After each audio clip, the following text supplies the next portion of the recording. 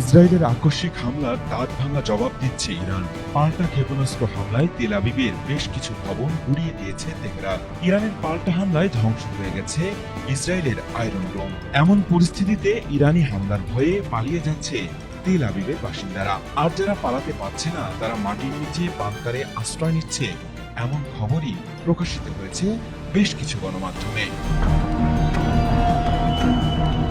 ইরানি ক্ষেপণাস্ত্রের মুহুর্মুহু আঘাতের কারণে ইসরায়েলের বেশিরভাগ বাসিন্দাকে আশ্রয় নিতে হয়েছে আশ্রয় কেন্দ্রে। পরিস্থিতি মোকাবেলায় খাবার, পানি ও শুকনো খাবার মজুত করতেও দেখা গেছে দেশটির বাসিন্দাদের। অথচ ইরানে হামলা চালানোর আগে এমনটি কল্পনাও করেনি দেশটির প্রধানমন্ত্রী বেনিয়ামিন নেতানিয়াহু। এখন পরিস্থিতি এতটাই জটিল রূপ নিয়েছে যে শেষ পর্যন্ত নেতানিয়াহুকে সোমবার হতে যাওয়া ছেলের বিয়ের দিনক্ষণও পেছাতে হয়েছে।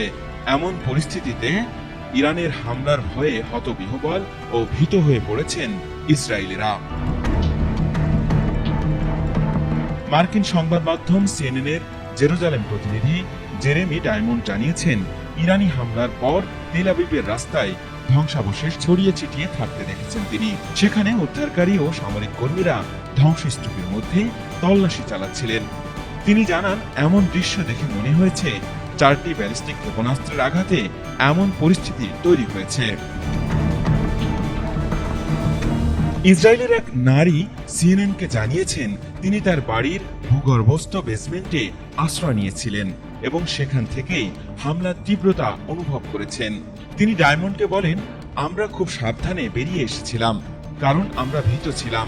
তিনি আরো যোগ করেন, আমরা যখন হাঁটছিলাম তখন ভবনগুলো ধসে পড়ছিল আমাদের চোখের সামনেই। ওই নারী সিএনএনকে আরো বলেন, বাতাসে ধোয়ার গন্ধ আমাকে টি শার্ট দিয়ে নাক ঢাকতে হয়েছিল। বেসমেন্টে বিষাক্ত নিঃশ্বাস নেওয়া থেকে বাঁচতে আমাদের খোলা রাস্তায় বেরিয়ে এসে হাঁটতে হয়েছে। ডায়মন্ড জানান, ঘটনাস্থলের কাছ থেকে একটি আবাসিক ভবন আংশিকভাবে ধসে পড়েছে এবং কয়েক ব্লক দূর থেকেও ধ্বংসাবশেষ দেখা যাচ্ছে। তিনি আরো জানান, অন্তত 10 জনকে হাসপাতালে নেওয়া হয়েছে। বিপুল পরিমাণ মানুষ হামলার ক্ষয়ক্ষতি দেখতে বেরিয়ে এসেছিলেন এবং পরিবার ও বন্ধুরা একে অপরকে জড়িয়ে ধরে সান্ত্বনা দিচ্ছিলেন। ইরানি হামলার ধাক্কা সেখানকার বাসিন্দাদের উদ্বেগ আরো বাড়িয়ে দিয়েছে।